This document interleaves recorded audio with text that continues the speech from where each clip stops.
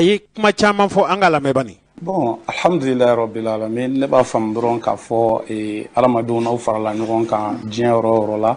kuntilenna dɔw de bɛ yen nɔ a bɛ fɛ ka baara kɛ minnu kɔnɔ. Donc o kuntilenna ninnu ni faamuw ma kɛ kelen ye wagati kɔnɔna na, a ka ɲi a ka yafa ɲɔgɔn ma cogo la, bonya bɛ min na, karama bɛ min na, parce que an ma ɲɔgɔn faamu bi, mais sini diɲɛ don dɔw la hakilinaw bɛ se ka ɲɔgɔn sɔrɔ, a bɛ se ka jɛ ka baara kɛ. Ne bɛ min fɔ dɔrɔn o de ye k'a fɔ semasi wulila ka se tɔn caman ma jamanajɔ bunakun kan tuma min na an bɛna wuli ka IBK ka fanga maracogo n'an bɛ ka wuli k'a fɔ k'o man ɲi. An wulila ka se tɔnjɛkulu caman ma, tɔnjɛkulu minnu b'a la ni an y'a kanu u ka jɛ an k'an bolo di ɲɔgɔn ma ka se ka fanga in k'a daga bɔ an da la yaasa an bɛ se ka Mali kura jɔ cogo min na. Bon Ala y'a kɛ o wulikajɔ in kɔnɔna na u bɛɛ lajɛlen y'an jaabi ni bonya ani karaba ye sabula u y'an nin baara kelen in kama nka puisque anw de fɔlɔ wulila ka se u ma alhamdulillah u bɛɛ bɛna jɛ ka fara an kan ka tila ka taa ko bɛɛ lajɛlen latigɛ semasi jabala la. Donc o baara in kɛra cogo min na a kɛra bonya ni danaya dɔ de kɔnɔ. Bon ani tuma min na ni fanga binna semasi ye kuntilenna min ta tɔn baara la tɔn ɲɛmɔgɔ bɛ se k'a ye k'ale b'a ka tɔn intérêt de défend mais ni alimami bɛ don nin ko sugu la ni diinɛ mɔgɔ n'i bɛ don nin ko sugu la i b'a sɔrɔ o de la tɔn ka intérêt kɔfɛ e bɛ yeli kɛ ka taa cogoya wɛrɛ la ni o ye danaya ye ani jɛ kɛra cogo min na n'a ma ɲɛ mɔgɔw n'aw jɛra n'aw bɛ fara cogo ka kan ye aw la an jɛra ka sigi cogo min na ka jɛ labɛn a dɔ la ni semasi kɔnɔ n'an kun jɛra ka sigi o cogo kelen na k'a fɔ bi an ni jɛkulu minnu farala ɲɔgɔn kan an ka fara ɲɔgɔn kan a sera a dan na an k'o kuma kɛ ka bɛn o kan an n'u ka sigi k'o fɔ ka fara bonya kɔnɔna na a dɔ la kuma dɔ la an kun bɛ se ka to semasi kɔnɔna na ni o hakilina in ye mais n'a ma ɲɛ o jɛ farala cogo min na réseau sanfɛ a kɛra kuma caman yera a la ɲɔgɔn burujaw yera a la ɲɔgɔn dɔgɔyaw yera a la donc anw y'a préféré o ye a kunba dɔ ye ani kɛlɛ yɛrɛ kɔnɔna na an ye kɛlɛ kɛ IBK ka taa mais an ye kɛlɛ kɛ ko fɔ Mali kura ka jɔ donc o Mali kura in jɔli an bolo kɛlɛ in kuma se a dan na et puis o bɛɛ kɔfɛ anw b'a dɔn groupe min ye nin kɛlɛ in kɛ juguw bɛna caya an na pour que an ka se ka se jamana yɛrɛ ka a yɛlɛma ka na ni Mali kura ye fo an ka to ɲɔgɔn bolo kulu kelen i n'a fɔ an jɛra ka kɛlɛ kɛ cogo min yaasa Mali kura fana bɛ se ka jɔ n'an fara-farala ne dalen don a la n k'an fanga tun bɛna dɔgɔya n'an fanga dɔgɔyara minnu bɛ sago wɛrɛ nɔfɛ an na olu b'o sɔrɔ donc pour que groupe in ka se ka to a ka keleya kɔnɔ a ka se ka to force kelen ye ka na ni yɛlɛma baaraw ye o de la anw y'a ye tuma min na semasi ye décision ta ka sira wɛrɛ ta an ko vraiment an bɛ continuer ni M5 esprit ye jɛkulu min n'an sigira madama o hakilina kelen b'an na an b'a préférer ka to hakilina in kan o de y'a to an ye démission rendu pour que semasi k'a ka hakilina baara ne fana bɛ laɲini min nɔfɛ Mali kura ko la a bɛ se ka sabati sira minnu fɛ mɔgɔ minnu b'o hakilina kan ka di ne ye ka n bila mɔgɔ ko ni san cɛ Mali bɛ yɔrɔ min na bi en tant que an ma bɔ question de personne na ka jamana lajɛ an bɛna to ni ɲɔgɔn jalaki in la karisa ye nin kɛ a ɲɛna karisa tun man ka nin kɛ mais n bɛ min fɔ dɔrɔn ne kɔrɔkɛ ye déclaration minnu kɛ a wagati ne kan ka kuma minnu kɛ ne hakili la n ye déclaration ba kelen de kɛ n'o kɛra tile du débat politique kɛnɛ kan o déclaration in fɛnɛ o ye tiɲɛ de ye parce que ne y'a fɔ n kɔrɔkɛ n'o ye Kawu min a ye ko in kɛ cogo min na o de ma ɲɛ n'a kun ye tɔndenw fara ɲɔgɔn kan an ka sigi ka kumaɲɔgɔnya kɛ a kan an ka bɛn a kan a ka déclaration in kɛ a dɔ la basi tun tɛ y'a la ni o kun kɛra a kun fɔ ko ne de tɛ tɔnden ɲuman ye mais tɔndenw ma fara ɲɔgɔn kan ne ye tɔn ɲɛmɔgɔ ye n kelen bɛ kuma ni tɔn tɔgɔ ye ka sɔrɔ ma tɔnnaden tɔw jate ne bolo tɛ kulula baara kɛcogo ye ayiwa bon ne bɛ min fɔ dɔrɔn adamadenw ni ko nana a ka lajɛ ni hakili ye Imam Mamudu Diko ka lahala ye a kuma ka ɲi a yɛrɛ da o bɛɛ kɔfɛ kuma caman bɛ ka fɔ ni imam tora ka bɔ k'a bɛ kuma mɔgɔ caman bolo ko i bɛ hakilina dɔ kan a bɛ tila ka na siga don mɔgɔ caman ka ko la ne t'a fɔ ko imam ye janfa kɛ sabula mɔgɔba a kɛra cogo o cogo adamaden de don a y'o de fɔ el kemalu lillah dafalen ala de ta ye ko in gindo caman b'a kɔnɔ n'i ko k'i bɛ don a bɛɛ lajɛlen na yanni i ka mɔgɔw lawalanwala a dɔ la i bɛna se ka mɔgɔw la fitinɛ baro nafa fosi tɛ fitinɛ la ni kɛlɛ kɛra don min na Imam Mamudu Diko a y'a fɔ ko bi ne bɛ segin n ka misiri kɔnɔ n bɛ segin ka taa misiri kɔnɔ ne bolo o don M5RFP anw ye erreur fitinin min kɛ an tun kan k'a fɔ k'an ma jɛn n'a ye imam ka taa misiri kɔnɔ an tun kan k'a fɔ an ye kɛlɛ in kɛ fo ka taa se fanga binni ma cogo min na imam i bɛ to yan de ni ko o ko bɛ kɛ an bɛ jɛ k'a kɛ ɲɔgɔn fɛ fo ka taa fɔ mali kura min n'an b'a nɔfɛ an b'o sɔrɔ donc peut-être o analyse min kɛra ni anw m'o faamu anw b'a ye o minɛn kɔnɔ bon ne b'a faamu k'a fɔ ko o ko kɛra ko in kɔnɔna na a fili bɛ tila yɔrɔ caman na a fili bɛ dɔ bɛ tila caman bɛ M5 la dɔw bɛ imam na dɔw yɛrɛ bɛ minnu ye fanga ta et puis minnu bɛ yen nɔ n'olu jɛra ka M5 kɛlɛ olu caman fana ye baara caman kɛ pour que M5 jamakulu bɛ se ka yɛlɛ. fili dɔw fili tilalen don fili imam ka e yɛrɛ bolo imam ka fili imam Mamu Diko ka fili bɔ jumɛn ye. ne ka faamu ye min ye dɔrɔn o de ye ne b'a fɔ imam kɛra cogo o cogo adamaden de don. donc adamaden jimi fɛn bɛɛ bɛ fili ka da i kɔnɔ tiɲɛ kan imam tun man k'a fɔ k'a bɛ se ka taa misiri kɔnɔ tiɲɛ yɛrɛ la imam tun kan ka to jɛkulu in kɔnɔ parce que an filɛ fɛn ka dɔgɔyama fɛn fɛn min ka d'a kan ala b'a dɔn ala ɲɛ b'an dusukun na a bɛ defu min d'an kan n'an tun tora esprit de groupe la k'an bɛɛ lajɛlen ka to ɲɔgɔn fɛ a gɛlɛyara cogo o cogo an bɛɛ ka jɔlen to. an dun b'a dɔn imam ka kuma tɛmɛnenw na a y'a jira k'a fɔ ni kuma min ye baladen da a bɔra balaba da donc e ka kuma e dun ye imam ye hakili la n'aw bɛ kuma ni tiɲɛ ni ala de ye. siga foyi t'a la Toma i ye kuma min fɔ d'abord mɔgɔw y'o kuma min ta ni min bɔra baladen da a bɔra balaba da imam y'o fɔ 2012 de kɔdiko kɛlɛ wagati n k'a fɔ 2009 o fɔra ka leader min to yen o don o tun tɛ Isa Kawo Jim an b'o kalama donc o la k'o yɔrɔ in prépare latigɛ Umar o tɛmɛnen kɔfɛ anw ka bɔli M5 ka bɔ CEMAS la imam tun tɛ a kalama a t'a pour la ne min filɛ ne ni imam kumana tuma min a bɛ yɔrɔ so déclaration in bɛ kɛ tuma min assemblée générale M5 kun kan k'a tenu CEMAS Jabala la a don imam ne y'a wele téléphone na n ko imam n ko coordinateur ye déclaration dɔw kɛ e hakilina ye jumɛn ye déclaration ninnu taabolo la a ko n bɛ yɔrɔ min na bi bi in na tiɲɛ yɛrɛ la n t'a dɔn bɛ min fɔ Kawo Jim ye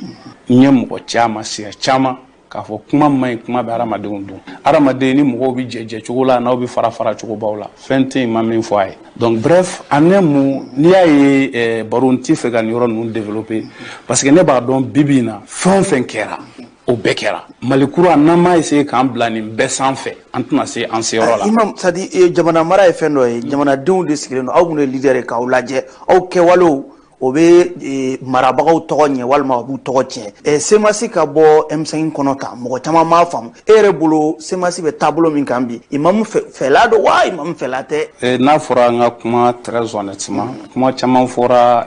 Umar Baru ne ni imam kumana a ye min fɔ n ɲɛna a segir'o o kuma in ka palais la ko in gɛlɛyalen n k'a ma n ko yala imam ko in bɛ kɛ cogo di a ko an karamɔgɔ c'est à dire ne ka juru fosi tɛ M5 la.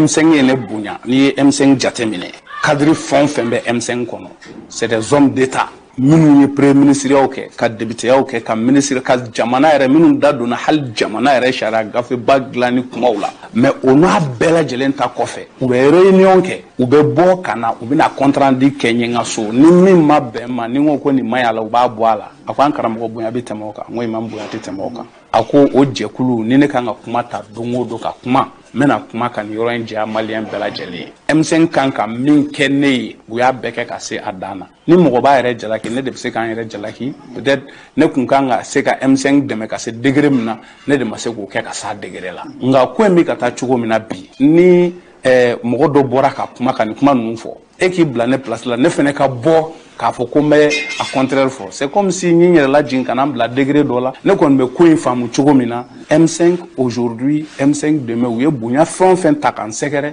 n b'a bɛɛ lajɛlen ne b'a bila o munya kɔnɔ wa ni n jɔra kɛnɛ o kɛnɛ kan n b'o bonya masegin lasegin u ma o de la a ka prédit in na hakili la a y'o kuma in caman bange o kɛnɛ kan donc en un mot ne bɛ min fɔ tiɲɛ na baro ne dalen don min na kosɛbɛ o de ye baara de kɛra adamaden dɔw fɛ minnu ni o y'a sɔrɔ hakili juru carilen don kosɛbɛ pour que nin groupe in ka se ka waraka n'a fɔra ko n ka kuma ni ala camancɛ la ne bɛ kuma n'o logique de ye parce que ne yɛrɛ y'a essayer n se ye fɛn o fɛn juste fo ka taa fɔ CNT liste bɔra don min na leader bɛ M5 kɔnɔ bi leader min ma deli ka fɛn ɲini maa si fɛ walahi ne b'a la a ka dɔgɔn dɛ leader M5 leader kɔnɔ min ma deli ka taa fɔ ko ne bɛ nin fɛ ne b'a la imam min filɛ nin ye leader ka dɔgɔ M5 kɔnɔ kama Imam Dicko min ma taa fɔ a ye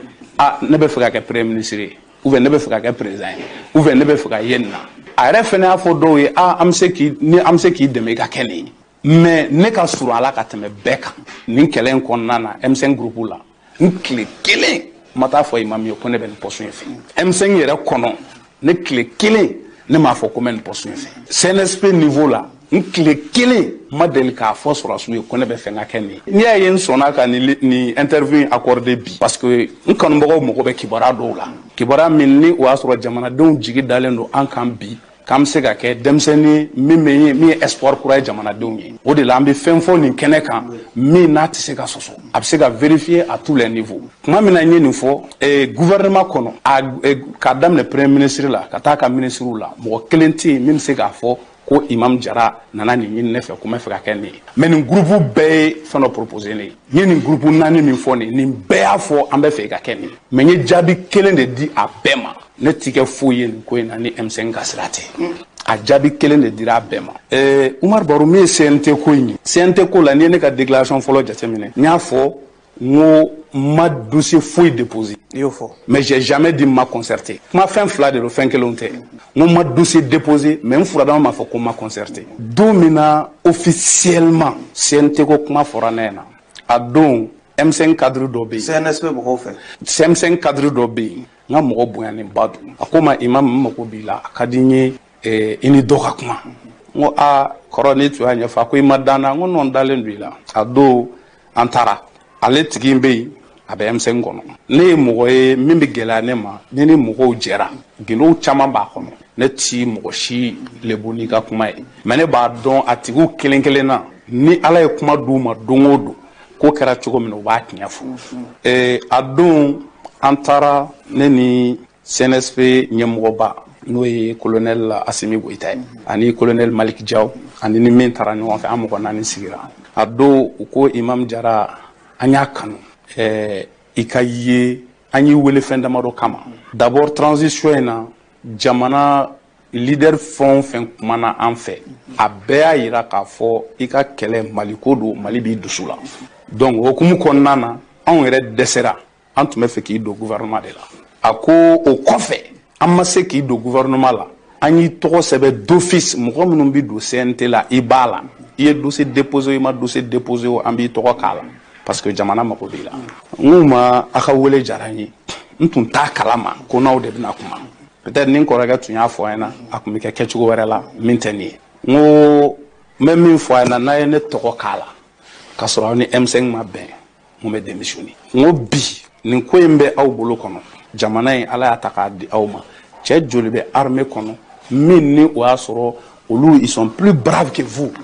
ni Ala ye nin ko in d'aw ma n ko aw bɛ ka tester dɛ ne bɛ min fɔ a ɲɛna a tɛ se ka jamana mara jamanadenw kɔ ne bɛ jɛkulu min kɔnɔ n'o ye M5 RFP a ye fɛɛrɛ bɛɛ kɛ ani M5 ka ɲɔgɔn faamu face à mon refus o de la pour la première fois CNSP jiginna ka na M5 siège la CSTM na pour la première fois u ka jigin ka na a kɛra ne ka refus de la moi je les ai dit ne prenez don aw tɛ ne jugu ye Mali tɛ ne jugu ye camancɛ fanga in ne t'a contrôle la a bɛ se ka Mali kura jɔ cogo min na o de anw ka kunnawolo ye mais fɛn kɔrɔ min ye fanga kɔrɔ bi n'a ko k'a b'o sira ta ne ɲɛ b'a la a bɛna taa problème de sɔrɔ ɲɛfɛ donc pour que o kana kɛ fɔ ne ka fɛn fɔ a ɲɛna min ye kɔnɔna jɛlenya kuma ye ne b'a dɔn allié aw bolo ko allié caman b'aw la bi mais allié min t'aw janfa ni et qui n'ont pas intérêt à vous trahir ça c'est le M5 parce que la réussite de cette transition c'est la réussite du combat du M5 donc e ko k'u kana i tɔgɔ dɔn n y'a f'u ɲɛna clairement n ko ne c'est-à-dire n ko ne ti don M5 kɔ est-ce que kuma in faamu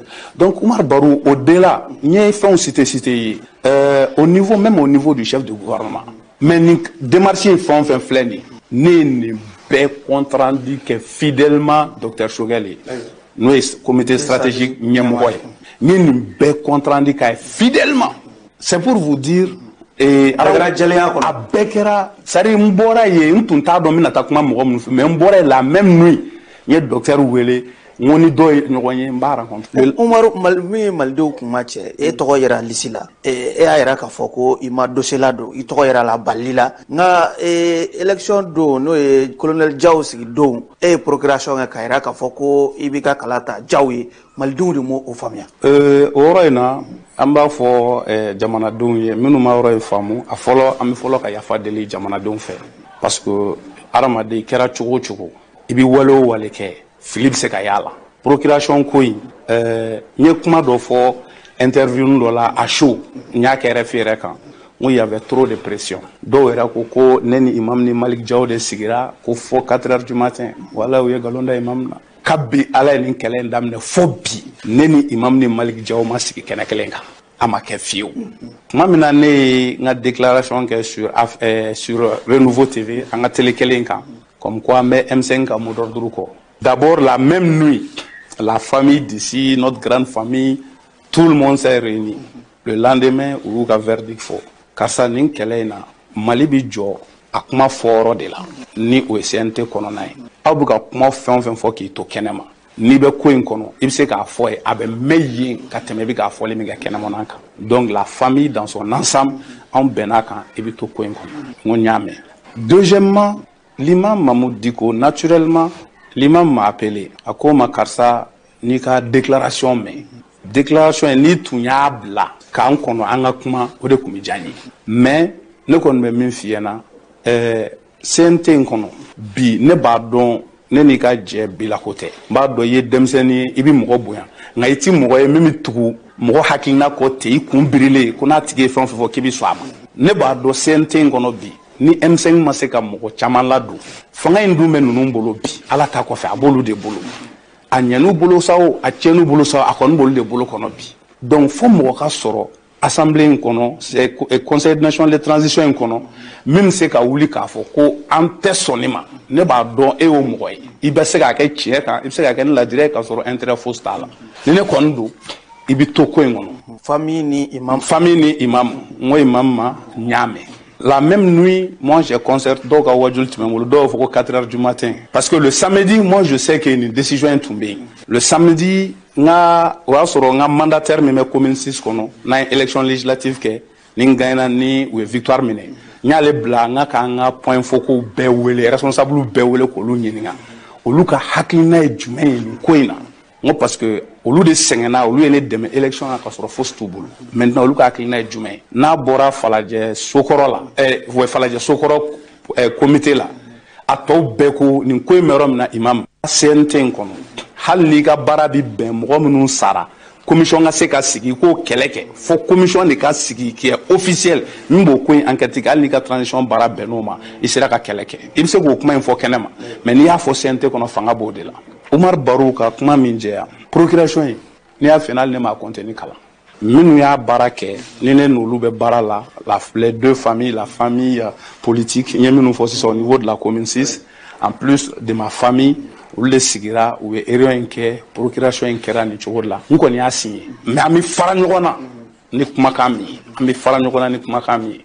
n y'a yir'u la n ko procuration in taalen o tɛ n donni wallahi n y'a fɔ M5 comité stratégique parce que fɛn damadɔ de fɔ olu ka argument kɛra jumɛn a tɛ i n'a fɔ u ye place in dɔrɔn de bila ɲɛfɛ ou bien sɔrɔ min b'a la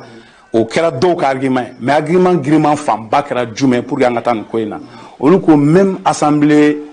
nationale naturelle là ordinaire là il y a la majorité il y a l'opposition souvent opposition hali n'u voix man ca hali n'u ka kumakan man ca mais u ka pression bɛ se ka majorité ka décision dɔw infléchir. procuration in kuma yɛrɛ ka bɔ kɛnɛ ma hakili la i ka ɲɛmakɔrɔ n'o ye Isa Kawujime a yɛrɛ ka fɔ ko imam jara minnu ka kuma ka ca u bɛ kuma k'olu ko ko dɔw yɛrɛ don kun ye kɛlɛ ninnu na ka kɛ ministre ni ka don CNT la donc e ka procuration nana olu yɛrɛ issues ɲini k'a saisir k'a danganamaya dɔw b'a yɛrɛ ka fɔ ko e b'o ko faamu cogo di ko i yɛrɛ ka tɔn ɲɛmɔgɔ kɔrɔ. ne kɔni ne ka faamu ye min ye k'u ti ban dɔw b'a ɲini k'u yɛrɛ lajɛya k'u ka wale ka justifier ni mɔgɔ dɔw ka kɛta ye nin ko in na ne ye n ka ko in bɛɛ segin ka taa Ala de ma n'o de fɔ Ala ye n ko ni ne donna kɛlɛ in na tɔgɔ ɲini de kama jɔyɔrɔ ɲini de kama nafoloko de kama m'o fɔ mais ni n donna faso in de kama faso ka se ka yɛlɛma ka na tiɲɛ bolo kan n donna hɔrɔnya ni danbe defali de kama n ko Ala ka nin ko in jɛya kuma ne ti mɔgɔ kɛlɛ la ne tɛ se ka mɔgɔ kɛlɛ n ti mɔgɔ kɛlɛla ye n'i taara ne ka page Facebook sanfɛ ne yɛrɛ bɛ page n ka compte Facebook page tɛ parce que mɔgɔkɔrɔw bɛ page gérer mais n ka compte Facebook depuis a création 2011 ka n'a bila bi la i tɛ vidéo kelen y'a la ou bien i tɛ message kelen y'a la ko mɔgɔ dɔ dɔgɔyara min na ko ne y'a partagé parce que moi j'ai une conviction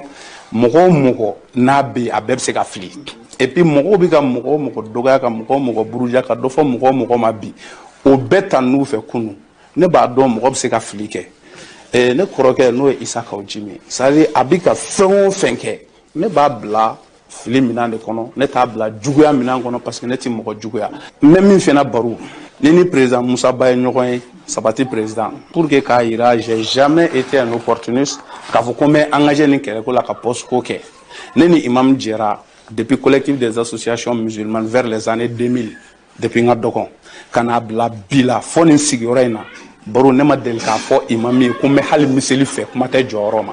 a ma deli ka kɛ sabati ko nana daminɛ ani Musa Ba tun bɛ sabati kɔnɔ n'i taara i b'a ɲininka Musa Ba delila ka ne ɲininka Jara i bɛ mun de fɛ n y'a fɔ n ko poste tɛ an bɛ don min ko bi an ka hakilina kɛlɛ kɛ c'est-à-dire M5 yɛrɛ kɔnɔ a leader fɛn o fɛn bɛ mɔgɔ bɛ ni ne n'a kumana nin ko in na mɔgɔ kelen tɛ yen ko n delila k'a fɔ n bɛ nin fɛ bon ni dɔw y'a ye k'a fɔ ko nafa de b'i la ko in kɔnɔ a ko nana nin sira ninnu fɛ ne kɔni bolo n'a dara kɛnɛ kan ko in ye minnu tɔɔrɔ jamanaden minnu tɔɔrɔ n'olu y'a ɲini k'a fɔ ko a tun man ka kɛ an bɛ yafa deli olu fɛ a filanan k'a sabati bɛɛ lajɛlen k'a fɔ ni ko ye ni ne tun donna a kɔnɔ ne ma don ne ma kɛ yan dɔgɔyamaw ma kɛ yan mɔgɔw ye fɛn caman fɔ mais est-ce que ne delila ka mɔgɔ dɔgɔya est-ce que ne delila ka mɔgɔ neni o tɛ ne ka personnalité imam e ka CNT ko bɛ lahala jumɛn ne ka CNT ko bɛ lahala min na i b'a la wa walima i t'a la ne bɛ lahala min na ne ye min sɛbɛn démission min sɛbɛn k'a déposer mardi o de ye Umar yɛrɛ ye o de ye imam yɛrɛ ka conviction ye o de ye k'a yira k'a fɔ ne bɛ se k'an ka jamana dɛmɛ ka sɔrɔ nin sira in tɛ parce que baro ne bɛ fɛ ka fɛn dɔ de kɛ jeunesse mago bɛ repère la bi Mali mago bɛ repère la bi leader ko la k'a yira k'a fɔ faso ko kɛlɛ i bɛ se k'i faso dɛmɛ k'a sɔrɔ hali e tɛ organe kɔnɔ k'a sɔrɔ hali jɔyɔrɔ kɛrɛnkɛrɛnnen tɛ ko nin y'i ta ye jɔyɔrɔ min b'a la n'a bɛ se k'i ka hakilina sama ka se a dan na n'o nana i b'a ta avec honneur et puis le problème c'est quoi ne furadama m'a fɔ mɔgɔ ye n ko n tɛ CNT fɛ o mais n ko n ti don k'a sɔrɔ M5 de tɛ moi j'ai tout le temps dit ça et ne ni minnu kumana u b'a dɔn u ni Ala camancɛ la n'u ko k'u ka kuma in fɔ tiɲɛ na u b'a dɔn ne ni maa o maa kumana kɛrɛfɛ nin ko in na n ye M5 de bila devant a bɛɛ lajɛlen na donc n'u ko in nana o sira fɛ n'i ye sigikafɔ kɛ misali ne y'o de fɔ hali quota min dira M5 ma ni M5 dɔrɔn tɛ dɛ groupe fɛn o fɛn bɛ ko in kɔnɔ ni an ka CNSP mɔgɔw walima autorité de transition mɔgɔw n'u ni bɛɛ kun sigira ka kuma k'a fɔ nin contrainte ni gɛlɛya in bɛ yen o kama an tɛna se ka mɔgɔ caman ka laɲini sabati ne bolo n'o kuma ɲɔgɔn in kun bilara en avant a kun bɛ se ka na ni fɛn caman ye. ayiwa bi na ni colonel Diao n'ale ye CNT ɲɛmaa n'a ka bureau n'u y'a yira k'a fɔ k'u ma sɔn e ka démission in ma. Comme o ma kɛ fɔlɔ ko kɛbali ma se k'i prononcer o kan. Mais ce qui est sûr, une fois de plus, n ye fasoden de Umar Barrow n ye jamanaden de n tɛ n ka jamana contrôle la kelen n tɛ autorité de transition n t'u contrôle la fi la wa mɔgɔ tɛ an bɛ don min ko bi min bɛ Maliko kɛlɛ la ko min juguya bɛ n dusukun na o tɛ yen n labɛnnen don k'an ka jamana baara mais sira dɔw de bɛ principe dɔw de bɛ yen ko kan ka tɛmɛ sira minnu fɛ i y'o min fɔ n'o kɛra an bɛ segin ka na an bɛ analyse de kɛ le M5 RFP est toujours vivant et hakilina minnu kɛra ko kɔnɔna na an bɛ segin k'a bila analyse minan de kɔnɔ n'o de fɔ hali n'an ye temps min ta parce que an y'a ɲini ka se ka nɔfɛmɔgɔw bɛɛ lajɛlen ka se ka bɛɛ de ka se ka hakilina in faamu sinon ne ka décision tun bɛ n bolo depuis ko in ma kɛ wa o dɔnnen don M5 kɔnɔ o dɔnnen don Imam Mahmud Dicko fɛ o dɔnnen don CNSP mɔgɔw fɛ mais ko nana bali ka bila circonstance min kɔnɔna na mɔgɔw sɔrɔla M5 yɛrɛ penser que ko in a kɛra cogo cogo an kan ka ye ko in kɔnɔ donc c'est pour vous dire aujourd'hui je reste un Malien. parce que an b'a bisigi bi na CNT maaw ma yɛrɛ e ka démission ma acte fɔlɔ CNT kɔnɔ décret de nana n'aw ye o décret kelenw de bɛ se k'a ka remplacement ko kuma fɔ o ma ta fɔlɔ an b'a bisigi ko Imam Umaru Jara a ma bɔ CNT kɔnɔ kosɛbɛ an b'o bisigi. bon i y'a fɔ cogo min na comme jamana ɲɛmɔgɔw de ye décret in ta nin bɛɛ kɔfɛ ni u y'a demande rejeté Umaru fana n'a kuma de don n'a ti fɔ n kelen jamanaden o kuma n'a fɔ cogo don o n'a fɔ yɔrɔ don o n'a fɔ wagati don min nɔgɔ bɔ ko bɛɛ la M5 RFP n y'o de fɔ transition fanga ɲɛmɔgɔw fɛn o fɛn bɛ yen n'u kumana M5 RFP a fura dama a ma deli k'a fɔ a ka déclaration na k'a fɔ ko a bɛɛ transition contre la a ko kow bɛ ka kɛ cogo min na k'o de falen wa o de ye ne yɛrɛ kun tilenna fɛnɛ ye u k'a essayer ko min bɛ kɛ jama kama ala u kan'o cun jama kan sa parce que anw bɛ don min na ko bi Umaru Baro n'i y'a ye mɔgɔ minnu bɛ yen n'olu wulila ka changement kɛlɛ k'an kɛlɛ telew la k'anw kɛlɛ arajo kasow la tuma min na dɔw fagara dɔw bana n'olu ka changement kɛlɛ n'i y'a ye o mɔgɔw bɛ se ka kariya bi ka taa fara ɲɔgɔn kan ka kunnafonidilaw wele k'a fɔ ko u ma jɛ ni nin ye ka ɲɛsin camancɛ fanga in ma olu de ye mɔnɛ don anw na sabula anw minnu ye kɛlɛ in kɛ ni diɲɛ bɛɛ kɛra seere walahi n'olu n'an kun y'an bolo di ɲɔgɔn ma k'a fɔ ko jamana in an bɛ fɛ camancɛ fanga in a ka taa nin sira fɛ nin de y'a tacogo ɲuman ye parce que anw ni CNSP ma ɲɔgɔn faamu min na dɔrɔn o kɛra o de ye fanga in kan ka tigɛ cogo tiɲɛ na ne bɛ min fɔ camancɛ fanga in ne b'a la cogo min na a taabolo man ɲi tiɲɛ tɛ baden fɛn ye n'a nana a ka fɔ parce que pouvoir o pouvoir a mago bɛ caution populaire dɔ la pour que k'a ka décision soutenir an bɛ fɛ ka nin kɛ jamana kɔnɔ population dɔ de bɛ yen min bɛ hakilina in jukɔrɔma don k'a sinsin bi e ɲɛ bɛ Mali couche jumɛn de la Umaru Baro ko min nisɔndiyalen don ni camancɛ fanga in décision tacogo ye i b'a ye o gɛlɛya bɛ yen donc ne kɔni bolo très rapidement min bɛ se ka kɛ faama ka segin a kɔ o tɛ kojugu ye mara la ni fanga dɛsɛra o de la a bɛ na ni kojugu ye et puis u bɛ to ka mɔgɔw contacteli min kɛ pour moi honnêtement individuellement ou k'a kɛ dans un cadre officiel c'est-à-dire u ka structure de tenue pour moi aujourd'hui le gouvernement qui est là ko in bɛɛ bɛ ka kɛ ko CNSP mais gouvernement yɛrɛ bɛ min le gouvernement qui est là il y a des départements le premier ministre et son gouvernement qu'est-ce qui les empêche olu ka wuli bi jɛkuluba minnu bɛ yen k'u lasigi ka kuma ɲɔgɔnya kɛ n'u ye de manière officielle ensemble pour que an ka se k'an bolo don ka se ka transition réussir une fois de plus moi mon souhait le plus ardent est que jamana in a ka se ka bɔ dingɛ kɔnɔ a bɛ tɛmɛ ni camancɛ fanga in la tɛmɛ ko ɲuman ye k'a fɔ ka se ka bɔ a la ne tɛna don détail la Umaru k'a fɔ ko ne b'a fɔ k'a kɛra tan a kɛra tan sabula o bɛ se ka na ni adamaden dɔw lebuli ye dɔw de dara n na k'an wele k'an kuma ɲɔgɔnya gindo la n'i ko k'i b'o bɛɛ lajɛlen fɔ a bɛ maaw siga sini ka da i la bon ko caman kɛra ni ne ko n b'a fɔ bi a dɔ la a bɛ se ka ne jɛya mais a bɛ se ka problème lase dɔw ma u bɛna ye comme n y'u lebu sini ne n'olu bɛna jɛ cogo di ne bɛ nin bɛɛ de ye on ne tire pas sur le passé pour se justifier par rapport au présent ça risque de compromettre ton futur donc Maliens an bɛɛ k'a dɔn jamana in tɛ taa sigi ka fɔ de kɔ une fois de plus ni marakɛlaw n'u kɛra baarakɛla ye jamanadenw bɛ k'u ye jɔn ye. An balimaw aw ye Imam Umaru Jara aw y'a ka kumaw mɛn yala an ka bi don kibaru an ye baro in daminɛ ni fɛn min ye ni o jujɔn naani Imam Mahamudu Diko lahalaya minnu bɛ a kun kan bi n'o de ye mɔgɔw bɛ mɔgɔw la hali ni tɔgɔ fɔli ma kɛ cɛkɔrɔba ni musokɔrɔbaw aw mɔdenw aw denw tuma dɔ la hali aw tulomasamaw u bɛ kumakan dɔw jira aw la u bɛ ja dɔw jira aw la tuma dɔ la a fɔlɔfɔlɔ ye fɛn min ye nin samasamali ko kuma in Basila ye seere ye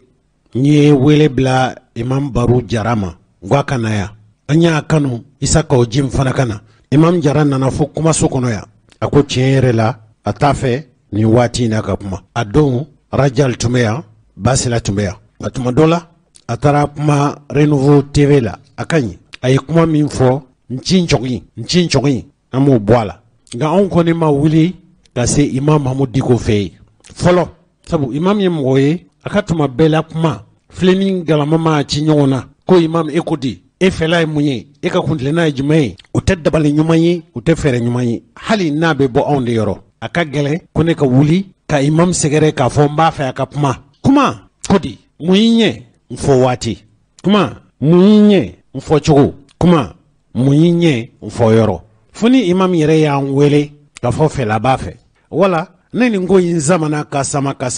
n'a sera yɔrɔ la yɔrɔ min kuma ka kan an b'a sɛgɛrɛ ni fura dama ma deli ka wuli ka se Imam fɛ yen k'a ɲininka ko n b'a fɛ ka kuma fɛ ko a ma kuma o ma deli ka kɛ Imam nɔfɛ mɔgɔw n'u bɛ samasamali la nin cogo la tan ni bɛɛ kɛra cogobaba ye cɛkɔrɔba ni musokɔrɔbaw aw ni yɔrɔ bɛ kɛ jumɛn ye fo mɔgɔ de ka sɔrɔ mɔgɔ min b'a lajɛ ni ji ɲama jɔlen ye ka sɛgɛsɛgɛli ni ɲɛɲini kɛ anw b'a ɲini Ala fɛ an ka tɛmɛ o sira de fɛ kabili don min wɔyɔ daminɛna sɔrɔdasiw u ni M5 RFM mɔgɔw ni ɲɔgɔn cɛ ne tun sera imam fɛ n y'a ɲininka o nin tɔn fila ni ɲɔgɔn cɛ imam y'u bɛɛ bilasira o kumakan kɔni b'an bolo o filɛ nin n y'a f'u ye a ye denmisɛnninw de fanga sɛtana ka bon a b'a hakili to a yɛrɛ la a ka gɛlɛn mɔgɔ ka fanga daminɛ a ka f'i ye a dabila i k'a dabila maa caman bɛ bin o jan kɔnɔ a kana sɔn aw bɔra ka fɛn dɔ de ɲini o de ye faso in bɛ se ka bɔ kunbala na cogo min n ye kuma min fɔ olu ye o kumakan kelen in de bɛ fɔ M5 mɔgɔw ye a bɔra tiɲɛ don ka bɔlɔnw minɛ maaw sara ko kɛra mɛ an bɔ kun tɛ an bɔra an yɛrɛ de bɛna fanga mara an de bɛna kɛ kotigiw ye ni maa min nana an b'a fɔ aw ka taa ka ayi a ma kan ka kɛ ten ayi an wulila ka jɔ faso de kun kɔrɔ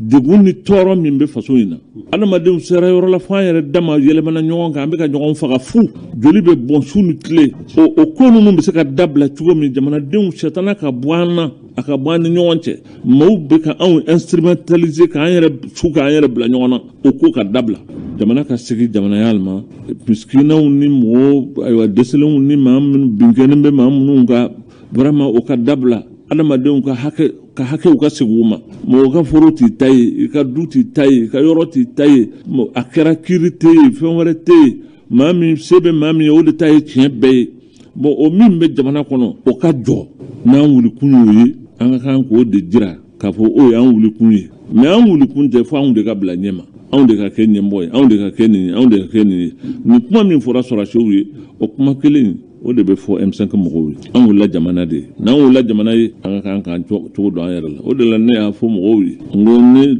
bɛ min na alhamdulillah ne bɛ segin n ka misiri la n tɛ kɛ mɔgɔ ka président ye n tɛ kɛ mɔgɔ ka ministre ye n tɛ kɛ mɔgɔ ka député ye ne ala ye min kɛ n ye hali ni a fɔra ko ka furancɛ fanga in kalifa Diko la e tɛ sɔn ne y'a fara o ma furancɛ fanga o ayiwa daminɛ fanga o laban fanga o n t'a si la ne kɔni ye alimami ye ni ala sɔnna n b'a ɲini ala fɛ n bɛ n ka ɲɛnamaya in kɛ alimamiya in na n ka fatu k'an to alimamiya in na n y'o de sɔrɔ n fa ye alimami ye n mɔkɛ ye alimami ye o fa ye alimami ye o mɔkɛ ye alimami ye ne b'o de dɔn wa ala ye n kunnaja ne yɛrɛ kɛra alimami ye n b'a ɲini ala fɛ n ka to alimamiya in na n ka se ka n ka jamana dɛmɛ mɛ k'a fɔ ko ne yɛrɛ ka taa fanga sigi yɔrɔ dɔ la ko ne ye faama ye tiɲɛ yɛrɛ la ne t'o fɛ n yafara o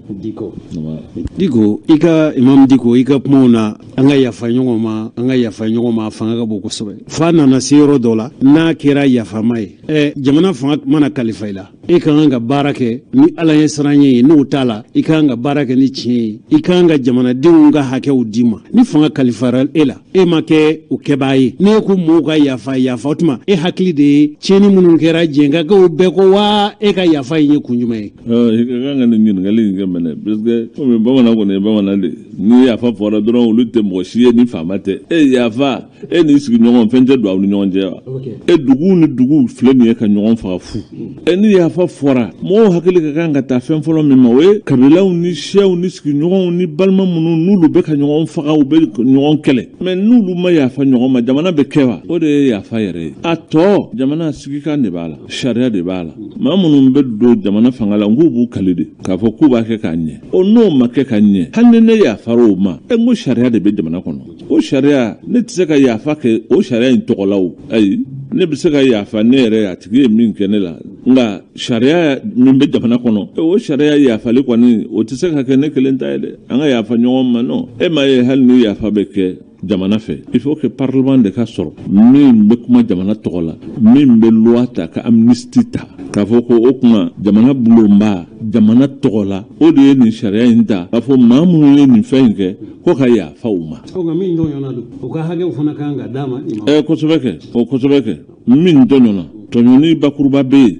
tɔɲɔni mɔgɔ kelen kelen bɛ yen nin bɛɛ lajɛlen sariya de b'o woloma k'u bɔ ɲɔgɔn na tɔɲɔni bɛ yen o ye tɔɲɔni bakuruba ye kɔrɔ ye jamana ye fɛn dɔ kalifa i la n'i y'o tiɲɛ i ye jamana bɛɛ de tɔɲɔ o tuma jamana sariya o de bɛ se ka i ɲɛɲi walima ni jamana y'a ye k'a fɔ ko yafa in de ye hɛrɛ ye tuma dɔ la alimusalaha o ye jumɛn ye musalaka bɛ ko dɔw la nin ye sariya ye an ka nin ɲɛɲi ɲangini o de ye ɲuman ye a ka kan ka kɛ ten de nka ni jamana nana ye k'a fɔ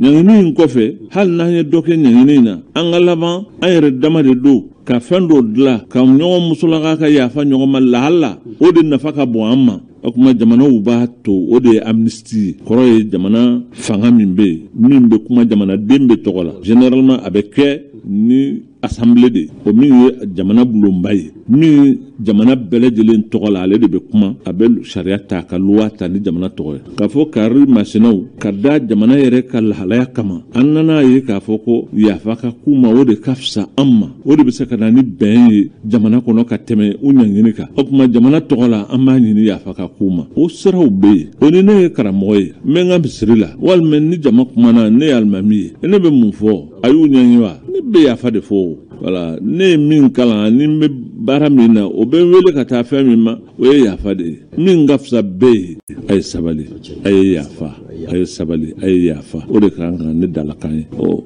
tɛ sariya bali ka boli o tɛ fɛn wɛrɛ bali ka boli nka ne ka kan ka min fɔ o y'o ye ala k'an bɛn sa o ɲininkali kelen dɔrɔn de tora an fɛ Imam Diko i bɛ hakɛ to ye tuguni sabu tuma min i y'a ɲini kɔrɔkɛ fɛ f'a ka jamanadenw lamɛn a nana se yɔrɔ dɔ la i ye kangari gɛlɛnw da ye i bɛ yafa ma i bɛ yafa ma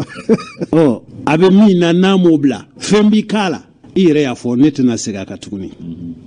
an bɛ yɔrɔ min ko bi sɔrɔlasi minnu n'u nana kuma i fɛ denmisɛn minnu ni olu kɛra fatu fɛn ye olu ka dugawu kɛ yɔrɔ kɛnɛ kan i ye kangari gɛlɛn da denmisɛnw ye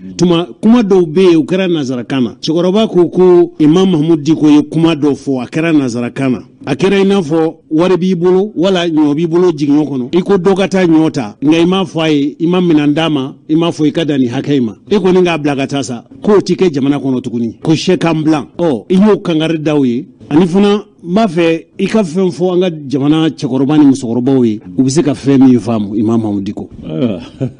yarabi ala ka ko nɔgɔya tiɲɛ don y'a dɔn hadamaden ye jɔnnin de n y'a fɔ walahi n ye ala ka jɔnnin de sesi tɛ ye dabali tɛ ye min bɛ ala ka laɲini de e ni ala tɛ bolo ko dɔw fana la ne ye n kali ma bɔ a kalama yɛrɛ o tuma dɔ la fɛn dɔw bɛ bɔ i da kɔnɔ a bɛ bɔ a la waati min a tɛ e yɛrɛ bolo da in tigi ani nɛ in tigi o de y'i bila i k'a fɔ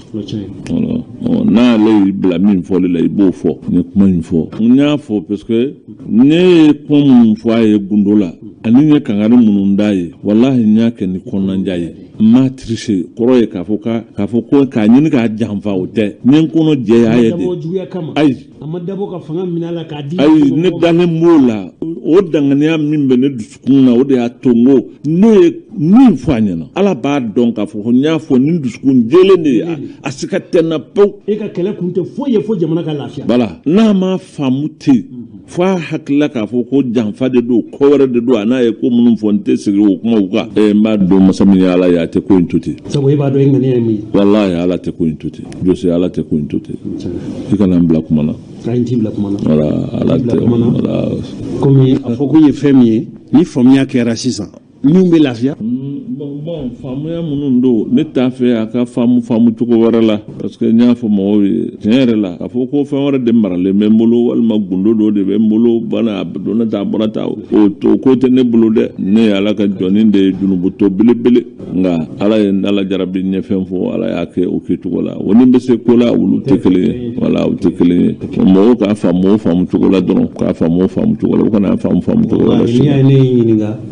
komi cɛkɔrɔba ni musokɔrɔbaw caman bɛ yen min bɛ fɔ o b'a mɛn musomɔgɔw b'a fɔ fɛnw bɛ kɛ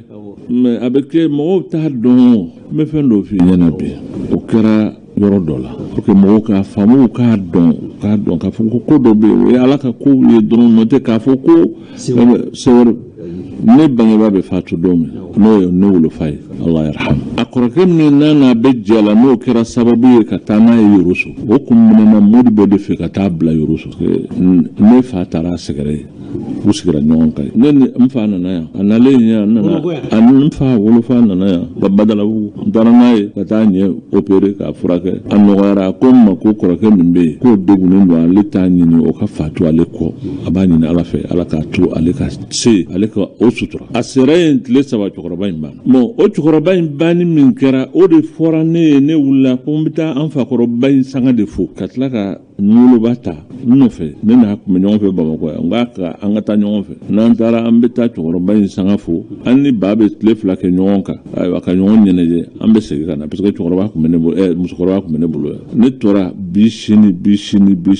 fo don min ne y'a décidé ko n bɛ taa o juma ne fa yɛrɛ ye juma seli ni mɔgɔw ye lagasara k'o seli ni mɔgɔw ye ka saafo seli ni mɔgɔw ye ka fajiri seli ni mɔgɔw ye sibiri a ye waliha seli a ko mɔgɔw ma ko farigan b'a la a y'i da o sibiri de ne bɔra yan ne nin ba et puis n bɛna taa n ko n ba ma ka na an ka taa ɲɔgɔn fɛ a ko n ko a ka sabali n y'a deli an taara ɲɔgɔn fɛ an sera yen 17h30 an sera Yoroso ne ni dɔgɔtɔrɔkɛ ye ɲɔgɔn kunbɛn an ka da la a ko ne ma ko cɛkɔrɔba ye pali crise kɛ mais c'est pas grave donc ne donna ka taa n fa dalen sɔrɔ ka n tɛgɛ don a bolo n nana a ye ne lajɛ ne nana a ko a ɲɛna est-ce que i b'a dɔn ne nana mɔgɔw m'a dɔn mɔgɔw yɛrɛ m'a dɔn ko n bɛ yen o don kelen an sera fajiri 4h du matin ne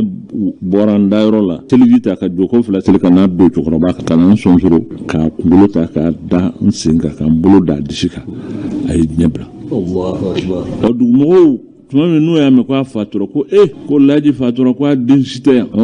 musokɔrɔba in tɛ yan a denw yɛrɛ si tɛ yan a n'a musonin dɔrɔn de bɛ so in kɔnɔ mɔgɔw girinna ka na u nana ne sigilen sɔrɔ u nana sɔrɔ ne ba bɛ yan mɔgɔw tun bɛ ɲini ka ɲina saya in kɔ bon yan mɔgɔw fana olu ko non ko ne fa in tɛ ko a kɔrɔkɛ dɔ de fatura yen ko o de don ko n'o tɛ ne fa in tɛ k'olu mɔ saya mɛn ne m'a dɔn ne m'a mɛn ko a banana a ma mɔgɔ ci ma fɛn ma kɛ Ala ye n ta dɔrɔn ka taa n bɛn n'a ye a ka mɔgɔw u kun bɛ ɲini ka ko yɛlɛmɛ k'a kɛ fɛn wɛrɛ ye n bolo ne ko man ko fɛn wɛrɛ tɛ koyi wallahi man da su fɛ k'a lajɛ wa jinɛ mana fɔ ɲɛna wokɔlɔ mana fɔ ɲɛna k'a miiri k'a fɔ ko dɔ de nana o fɔ n tulo kɔrɔ ayi Ala y'a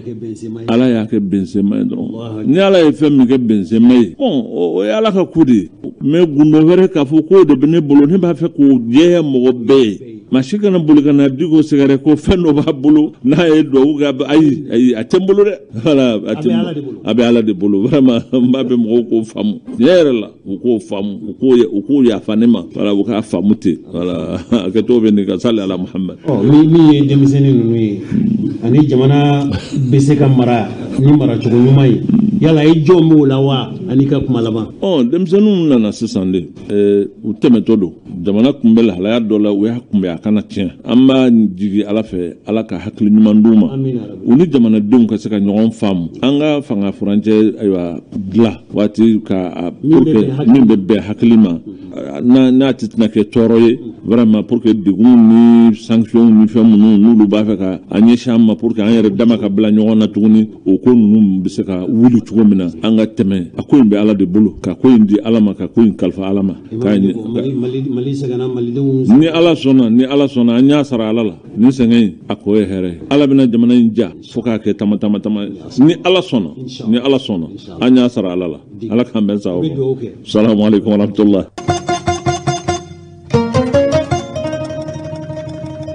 an balimaw a kɛra i n'a fɔ an faso Mali ye galomajira jamana de ye a bɛ faamu cogo di ka fɔ kabili lawale la cɛkɔrɔba ni musokɔrɔbaw tuma dɔ la olu tile Maliko la ni tun taara kɔɲɔ na hali denkundi la i bɛ sanu de sirilen musow kunna a dɔw u bɛ kunsigi dali min kɛ sanu de bi k'a la e ka Mali lajɛ bani ko sanu bɔyɔrɔw bɛ anw fɛ yan a fanba dunanw de bi ta ka bɔ jamana kɔ kan ka na o sanu bɔ Mali dugukolo kan Mali faamaw kabili 1900 ka Musa Tarawele to fanga na sanu bɔyɔrɔ kelen dɔrɔn de tun bɛ yan o tun bɛ kalana de min fɔra an ye ko Musa Tarawele tun bɛ sanu ninnu bɔ de comme a yɛrɛ tɛ balo la bi ni sanu ninnu bɔra riches de tun bɛ sanu in bɔ sanu mana bɔ dɔrɔn a bɛ san kɛlɛkɛminɛn de la k'a di Mali ma riches ba sanu bɔ n'u ye sanu bɔ u ka Mali ka kɛlɛkɛminɛnw o ye chars ni avions miki tun bɛ Mali bolo a tun tɛ jamana caman bolo n'i y'a ye k'a fɔ waati jamana tun tɛ ɲɛdonna kɛ Mali la o tun b'a sɔrɔ foyi fɛ fo riches tun bɛ sanu bɔ kalana sanu bɔlen kɔfɛ a b'a kɛlɛminɛnw a b'o ta k'o di Maliw ma an faso Mali ma kɔni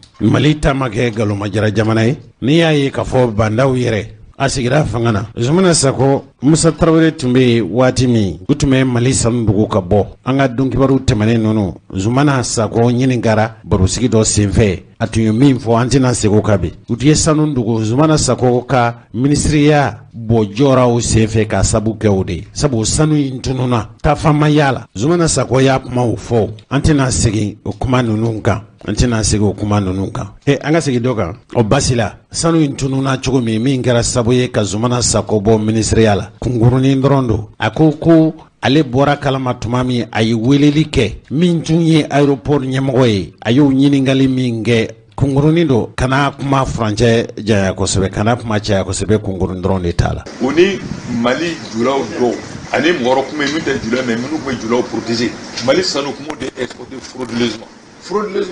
kalama amaro kalama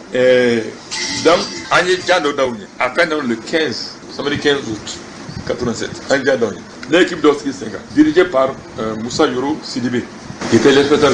général du ministère des Finances. Bon, ancien directeur de la Comatex. Bon, Ani Amirou Bokoum, douanier, Alassane Sangaré, douanier, Soumano, douanier,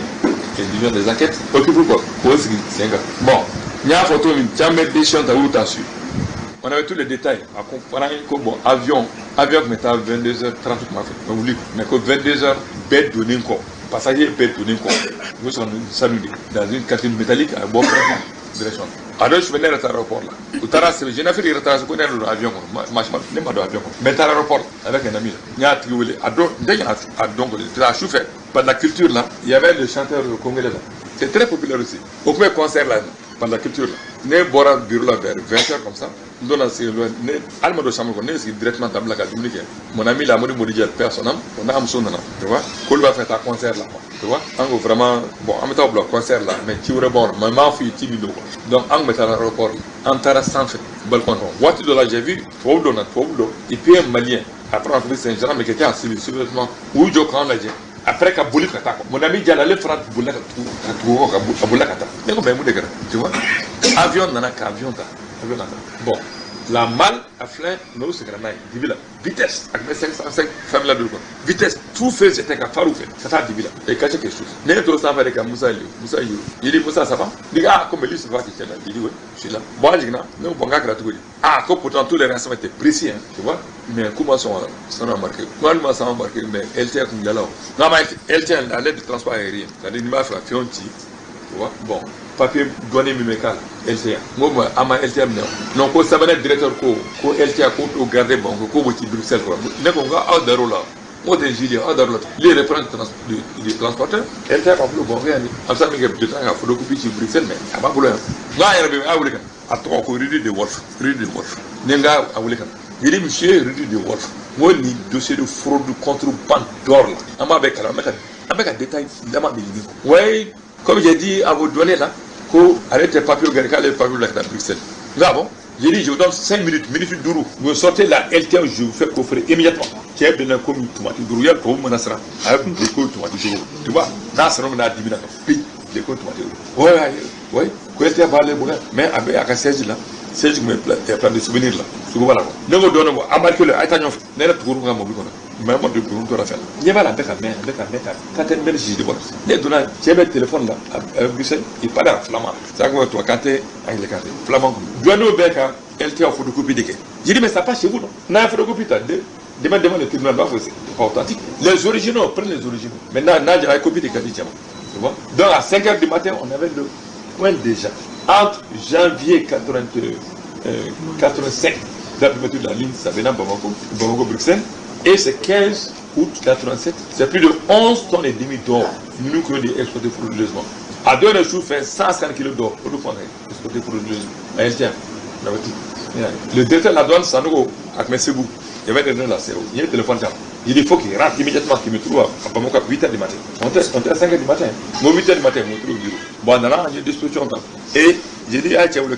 le représentant de la Sabena, Bruno de Wolf. Alors, on va aller contrôler quand même Bruxelles. Pour qu'on ait gagné, qu'on ait une solution dans ce là. Il y a une solution sur là.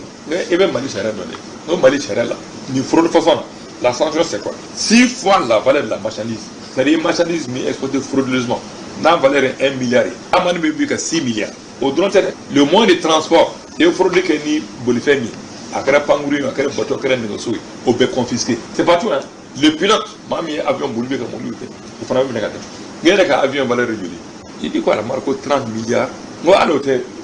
on m'a dit voilà, tu vois, donc il faut prendre des dispositions pour l'accompagner et tout ça. Nous, là-bas, le type était le chef parental du bureau de douane, l'aéroport. Le chef du bureau, c'était Mbalia Kouyaté, personne qui était ça encore. Au premier stage de la France. Le intérimaire à Bladjara. Parce que moi, et toi, qui est mais fais quoi qu'à exporter. Pourquoi à m'embarquer? Il me dit que 10 heures, moi, sous 10 heures, quoi, douane chef de Sierra Leone, ni l'aéroport là. Ah, quoi, ça nous sert à embarquer sur la tête. Quoi, parce que quoi, douane au bien. Comme à l'air de douanier. Nintunye anga kunungo sanumbe ngana muni minge. Madola ni jamana ta tono soro antunye kunungu malika sanungo antunye akibaru ya bila wero de la minye biye mali sanu anfaso mali sanu angana muni ni ya ye kafo mali sanu ati yelengu ina fo korole mali sanu atume here minsi malima ni ya ye kafo bi ato here si malima akundo ye sanu ngana muni awye zumana sako awya ka kuma lame kunungo bi donkibaru kene ka an segina kan o sanu ŋanamu be tiɲɛni min don mali kun ka se hakɛ min ma bi min dɔɔnin don o ye fitinin dɔrɔn de n'o tɛ a bɛ faamu cogo di sanu lɛngo o 88 sanu lɛngo kulukutu 88 o de minɛna mali duwanɲɛw fɛ min y'o jate a girinya bɛ taa fo kilo 100 ani kilo 40 ani kilo 3 n'i y'a kɛ wari ye wari nafolo mugu ye a ka ca ni sefa wari miliyari 4 ye kari jan tɛmɛnen n'o bɛnna desanburu kalo tile 20 tɛmɛnen ma mali duwanɲɛw de nin minɛ u tun bɛ ka sanu in dogo ka taa n'a ye laginɛ jamana kan a kɛra furancɛ min na o ye sibi ani kuri mali de cɛ a ko ɲɛdɔnna mali duwanɲɛw fɛ cogo min ye inspecteur Nuhu Kone ye n'ale douane ka daga min sigilen don Bankumana n'ale y'o ɲɛmɔgɔ ye an k'ale ka kumakan ninnu lamɛn. Vers 5 heures du matin. Fajiri magwɛn waati sɔgɔmadafɛ nɛgɛ ɲɛ 5 waati. Nous avons vu ce véhicule. An ye nin bolifɛn in de tɛmɛtɔlama ye. Venir de Bamako se diriger vers Kuremale. A tun bɔtɔ don Bamako k'i kun da Kuremale kan. Dans un premier temps, il a clienté, faisant. A y'a kɛ i n'a fɔ k'a bɛ i jɔ a ye tasuma mɛnɛ bɔ i n'a fɔ a b'a fɛ k'i bɛlɛn k'i jɔ. Croire qu'il va s'arrêter. K'a jira anw na i n'a fɔ a tun b'a fɛ k'i jɔ de. Il a continué. Nka a tor'o la dɔrɔn a sina ka tɛmɛ ten. Et nous l'avons poursuivi à moins de 500 anw mètres. fana bolila nɔfɛ k'a nɔ bɔ an ye mètre 500 ɲɔgɔnna kɛ. Nous l'avons immobilisé. An laban nana a lajɔ. La foule sommaire. An ye wolonbali fɔlɔfɔlɔ minnu kɛ. Nous avons apporté un petit résultat. O ye jaabi dɔɔnin di an ma. De 2 kilos, il ne faut plus an ye sanu kilo 2 ɲɔgɔn hakɛ sɔrɔ mobili kɔnɔ. Et c'est ce qui a abouti. O de wolola sa. C'est ce que vous venez de constater. Aw ye min ye sisan o de wolola nin sanubaden in na. En même temps que nous. Anw yɛrɛw y'a ye cogo min aw yɛrɛw y'a ye ten. An balimaw n'a fɔra k'a fɔ ko ɲɛɲinikɛlaw cakɛbondasow la nafa ka bon min ye douaniers ka ɲɛmɔgɔ min sigilen don u ka fɛsɛfɛsɛni n'u ka sɛgɛsɛgɛli an'u ka fɛlɛbɔli n'u ka nɔbɔli la n'a bɛ fɔ o ma ko direction de renseignement et enquête douanière n'o ye inspecteur Mahamadu Sanogo ye nin ko in u y'a ɲɛ sɔrɔ cogo min ale fana ye ɲɛfɔli kɛ. On a tout l'air de penser que c'est un réseau qui existe. An b'a bisigiya k'a fɔ ninnu kɔni ye janfakulu de labɛnnen ye. Il y a un travail qui va continuer. Nin ye baara ye baara min an b'a nɔbɔ k'a sɛgɛsɛgɛ fo k'an bolo da kisɛ kan. En rapport avec d'autres forces d'application de la loi. Ani sariatigi tɔw bɛ nin ko in ɲɛɲini fo k'a ko ɲɛdɔn berebere la. Pour essayer de faire remonter le réseau. K'a lajɛ nin ko in nin ŋanamu sanu ŋanamu in daminɛna minnu y'a jujɔnbaw ye minnu y'a janfajuguw tigɛbaa ye. An balimaw nin tun ye ɲɛmɔgɔw ka kuma ye nka yala nin sanu ŋanamu baara in nin sanu in yɛrɛ jɔnni t'a don yala nin ye sanu suɲanen de ye ka bɔ Mali la wa tuma min na jamana ka forobalaselibugu ɲiningalikɛla ye ɲininkali kɛ jaabi min sɔrɔ douane yɛrɛ ɲɛmɔgɔ b'a bolo o filɛ nin. L'enquête va démontrer la source de l'or. Sanu in nin sanubaden a bɔra yɔrɔ jumɛn sɛgɛsɛgɛliw de bɛna olu jira an na sa. Éventuellement les destinations et les connexions. A dɔ la a laban yala sanu in tun bɛ taala yɔrɔ jumɛn sanu in bɔra yɔrɔ jumɛn sanu ye sanu sugu jumɛn Connexion au plan national. hali minnu ye nin ko in kartu-kartubagaw ye kabili jamana kɔnɔ fo jamana kɔ kan an balimaw nin nafolo nin sanu ŋanamu wale n'a sira ye nin ye nafolo tiɲɛni nin ye nafoloba de ye nafolo min bɛ kumaniya faso Mali ma nin baara in ɲɛ tɛ sɔrɔ fo minnu ye Mali yɛrɛ ye kabili donda la fo Mali bɔda la jamana kɔnɔna na minnu ye jamana ka nafolo a kana kumaniya a kana kuma tiɲɛ faso ma minnu y'a baarakɛlaw ye jamanadenw b'a la jamana finitigiw b'a la maa gansanw b'a la hali sanubɔyɔrɔ mɔgɔw minnu ye fasodenw ye n'u bɛ jamana ka sanubɔyɔrɔw la bɛɛ lajɛlen de mana jɛ k'i bolo di ɲɔgɔn ma ɲɛ bɛ se ka sɔrɔ nin sanu ŋanamu ninnu na an ka dɔn ni ɲɛmɔgɔba an ka yɛrɛ ka kumaw lamɛn. En organisant ni tuma min na n'an sera ka labɛnw kɛ la lutte contre la fraude, on a eu yuruku foroba nafolo jugujuguyali kɛlɛli la an ye ɲɛsɔrɔli kɛ des soupçons ka siga dɔw sɔrɔ k'a fɔ nin janfa dɔw bɛ sen na par rapport à un courant de fraude sur l'or. k'a fɔ sanu bɛ ka ŋanamu ka dugu ka bɔ jamana kɔnɔ anw y'a kibaruya sɔrɔ ka sabu kɛ ko ɲɛɲini ani dɛmɛ ye. Donc on s'est organisé an ye an yɛrɛ labɛn sa et les agents ont pu opérer. ka an ka baarakɛlaw bila nin ko la u k'a ɲɛɲini. L'appel à la population, c'est que la douane, toute wele l'administration minnu d'ailleurs, bɛ se an faso malidenw ma n'i y'a anw bɛ se ka boli wele min da ka se jamanadenw ma dɔrɔn o de ye la douane, toute l'administration d'ailleurs, min ye douane baarakɛlaw ye ka fara Mali cakɛlaw ni Mali tangani ani Mali ka hakɛ ɲini Mali ka baarakɛ bundasow a bon bɛɛ lajɛlen ma an ka laɲini ye fɛn min ye de répression, elle n'est rien s'il n'y a pas l'apport des populations. hali minnu bɛ yen n'olu bɛ nɔminɛli kɛ an tɛ se k'a ɲɛ sɔrɔ fo jamanadenw ka fara an kan ni kibaruya laseli de an balimaw a ye nin ka kuma mɛn nin ŋanamu ni sanu ŋanamu ni bɛ tiɲɛni min don an faso Mali kun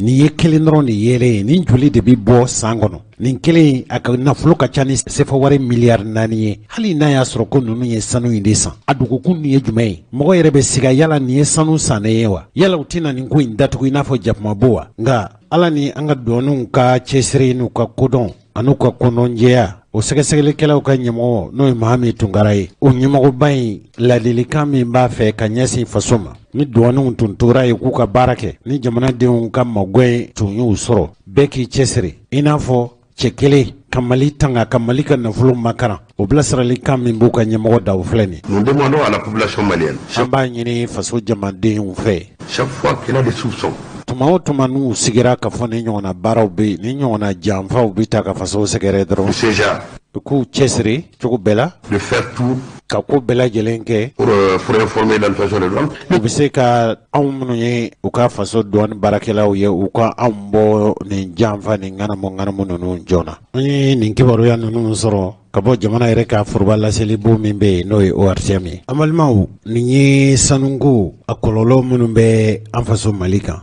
n'a y'a sɔrɔ ko sanu tuma dɔ la dɔw ko n'i taara sanu bɔ dingɛw la ntamandaw la ko diɲɛ baara jugu bɛɛ bɛ kɛ yen nka n'o kɛra jamanadenw ka baara ye yala jamana marabaw olu dun ka mara kɛ cogo jugu jamana labilali ni nafolo dɔ dira olu ma olu bɛ jamana labila jamana fusugubaw ye o baara u de bɛ sen na kɛrɛnkɛrɛnnenya min ye sanubɔ ye kɛɲɛbakaw kɔni a kɔlɔlɔ ye min se olu ma kɛɲɛba ye sanubɔyɔrɔba de ye Mali kɔnɔ yan u ka maa minnu bɛ yen olu yɛrɛ kɔni fɛ o fitininen don sabu Mali dugukolo labilalen don jamana wɛrɛ mɔgɔw ye i n'a fɔ Chinois i n'a fɔ jamana wɛrɛ mɔgɔw u ka sariya ye min ye o filɛ nin mɔgɔ fɔlɔ min ye dantigɛli kɛ o ye Aliyu Jalo de ye u ka tɔn min bɛ yen n'u k'a ma ko wasatɔn ale ye o tɔnden ye. Bon min bɛ sanubo la an b'o kule la an b'o kasi la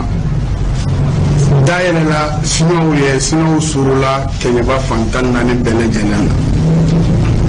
Chinois surulen kɛɲɛba bi a kɛra kɔnɔnafiliba fana ye k'a da min ninnu ta kan o bɛɛ kɔfɛ tuguni a bɛ fɔ mun ma ko mɔsiw ni bɛ bɔ Burukina o Burukina olu fana nana suru kɛɲɛba a dugu dɔw bɛ yen i b'a sɔrɔ mɔsi ninnu ka ca ni an population ye dugu dɔw population dugu mɔgɔ hakɛ bɛ dugu kɔnɔ i b'a sɔrɔ mɔsiw baarakɛlaw ka ca olu bɛ nana sanu bɔ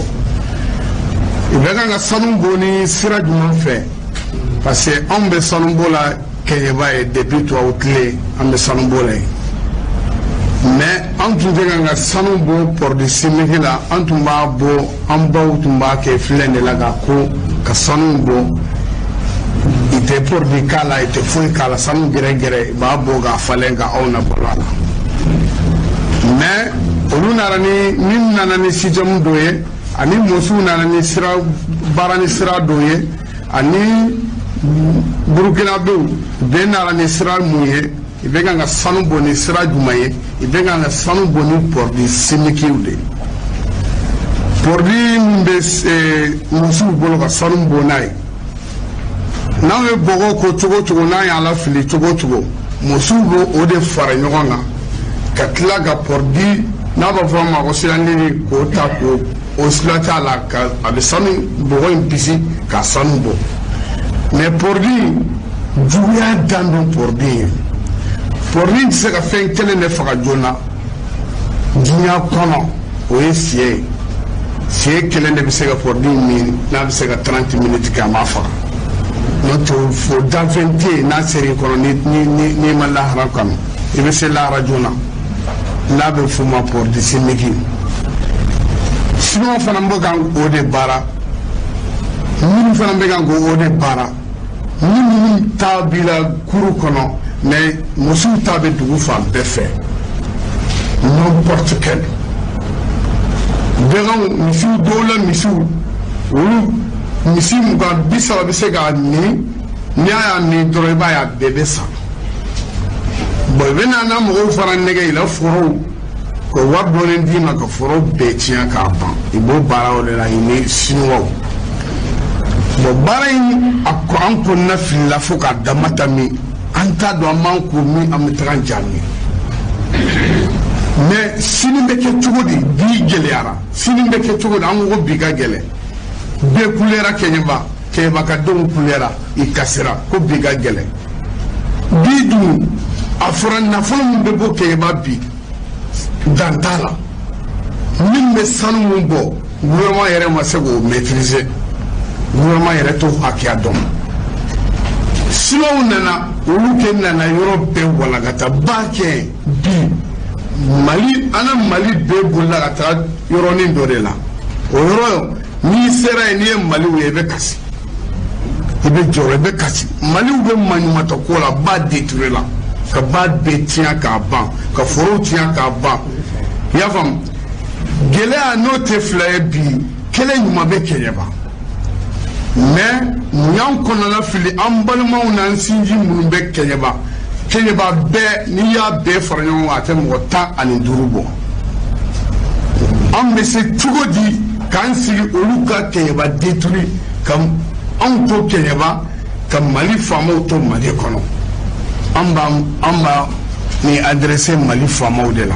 mɔgɔ filanan min ye dantigɛli kɛ o ye Mariam Yagare Jalo ye ale bɛ tɔn min na muso tɔgɔla tɔn o ye ba danbe ale fana ye dantigɛli kɛ siniwaw fɛ anw bɛ ka bugɔ an kɔnɔma falenw ko foyi tɛ ka b'o la ko parce que kɛɲɛbaden damadama de da bɛnnen n'o ma k'a fɔ ko foyi tɛ bɔ a la ne bɛ fɛ k'a dɔn mali autorité n'o y'a sɔrɔ kɛɲɛba tɛ mali dɔ fɛ ni kɛɲɛba bɛ mali dɔ fɛ est ce que anw musow kan ka torturer siniwaw fɛ wa anw muso marifa kan ka jɔ an musow la siniwaw fɛ wa est ce que mali autorité anw fa dugukolo kan ka minɛw na wa an ta ka ko la banakisɛ an ta ka ko la cancer ye an t'anw ka ko la an denw ka wolo malformation na mali autorité ne b'aw wele n b'aw wele k'a yira aw la ko kɛɲɛba muso an sɛgɛnnen don an ɲaninen don n bɛ kuma kɛɲɛba muso bɛ tɔgɔ la an ye plainte don siniwaw kama foyi ma bɔ a la mais ne bɛ kɛ mali autorité ɲininka hakɛ dɔ tɛ musow fɛ wa surtout que muso min sigiyɔrɔ a dayirimɛ anw wolola sanuko de la anw wolola sanu wari de la anw mɔlɔ de la n'a fɔra ko u bɛ ka minɛ anw kɛɲɛba musow la mali autorité ne b'aw wele n bɛ makasi aw ye a y'aw kɔsi kɛɲɛba musow la kɛɲɛba bɛ mɔgɔ damadamani de bolo u ko ko foyi tɛ b'a la ko siniwaw ye kɛɲɛbakaw ye anw musow ye siniwaw ye parce que ne b'a dɔn loi bɛ musow bolo cogo min musow lakanenen don genre fɛ cogo min na mɔgɔ tɛ se ka bɔ mali kɔnɔ ka taa tɛgɛ ci siniwa muso ɲɛ ka sini o tɛ se ka kɛ anw dun musow marifa da jɔra anw na ko non ko tɛ koba ye n'o tɛ koba ye o ne bɛ fɛ ka dɔn o maliyɛn dɔ ta marifa jɔ siniwa muso la sini ni mun bɔra an t'o lakali o de tun bɛ ne bolo ka fɔ mali autorité ye. an balimaw mɔgɔ laban min kumana o ye Karonga Dumbuya ye tɔn minnu sigilen don nin ko ninnu ɲɛnabɔli la ale de y'o ɲɛmɔgɔ ye. n bɛ min fɔ maliyɛnw ye a daminɛ le 25 octobre la wulikajɔ kɛra ka taa Kɛɲɛba nin ko kelen in na o kɔfɛ le 23 novembre wulikajɔ kɛra nin ko kelen in na o kɔfɛ le 15 décembre la an ye wulikajɔ kɛ o bɛɛ kun ye mun ye ka tɔgɔma sariya nɔfɛ an kana an ka sariya tigɛ an yɛrɛ ye ni ala y'a kɛ bi ni hali bi tɛ foyi tɛ ka bɔ o kɔnɔ donc an ka conférence presse fɛ k'a yira diɲɛmɔgɔ la k'a yira mali faamaw la fɛn min bɛ ka kɛ Kɛɲɛba donc anw y'a ɲɛdɔn an bɛ k'a ɲɛfɔ an t'an ka sariya tigɛ an yɛrɛ ye dɛ an bɛ ɲɛfɔli kɛ pour que diɲɛ ka bɔ a kalama n'a fɔra k'a fɔ ko siniwaw bɛ ka taa baara kɛ an ka ba kɔnɔ a tɛ ka kɛ sariya kɔnɔ an bɛ k'o ɲɛfɔ diɲɛ ye k'o ɲɛfɔ maliyɛnw ye aw bɛ k'u sigi k'o filɛ ten fo guerre civile kana wuli jamana kɔnɔ ko aw t'a kalama n b'a fɔ k'a bɔgɔrɔ dɔn sigidala faamaw b'a kalama dɛ Kɛɲɛba sigidala faamaw bɛ nin kalama k'a daminɛ le 25 octobre ka na novembre la 23 le 15 décembre an bɛ ka kule mais a tɛ k'a fɔ ko dusu t'an kɔnɔ mais an bɛ ka baara kɛ sariya dɔ de kɔnɔ ni ala y'a kɛ bi an nana ka na conférence presse kɛ donc an bɛ ɲɛfɔli kɛ mali faamaw ye u ka an lamɛn ye mun ye an bɛ ka fɛn min fɔ a tiɲɛ n'an nkalon u k'a ɲɛɲini k'a ɲɛdɔn an t'a fɛ cogo si la k'a fɔ k'olu bɛ ci bila ka taa ko sigidala faamaw k'a ɲɛɲini o tɛ se k'a ɲɛɲini dɛ parce que la biɲɛkala ɲinina sen nalen don biɲɛkala kan o tɛ ye i y'a faamuya ka ci lase an ka président ma n'o ye Bandaw ye a ka fɛɛrɛ bɛɛ kɛ yanni guerre civile ka wuli Kɛɲɛba n'a wulila k'a fɔ k'a t'a kalama a b'a kalama dɛ k'a daminɛ le 25 octobre la ka na novembre la ka na décembre la an bɛ ka nin kule kɛ an bɛ ka tagali min kɛ fana an tɛ ka kɛ ni mɔgɔ ka wari ye dɛ an tɛ ka kɛ ni gouvernement ka wari ye anw de bɛ k'an ka kɔlɔbɔ wari bɔ ka nin baara in kɛ jamana kama donc a ka di n ye an ka ɲɔgɔn lamɛn bɛɛ ka kɛ jamanaden ɲuman ye journaliste minnu filɛ yan nin ye a k'a lajɛ tiɲɛ ni nkalon aw ka bɔ ɲɔgɔn na ni a ye tiɲɛ ni nkalon bɔ ɲɔgɔn na o de b'a to an bɛ se k'an ka jamana in mara.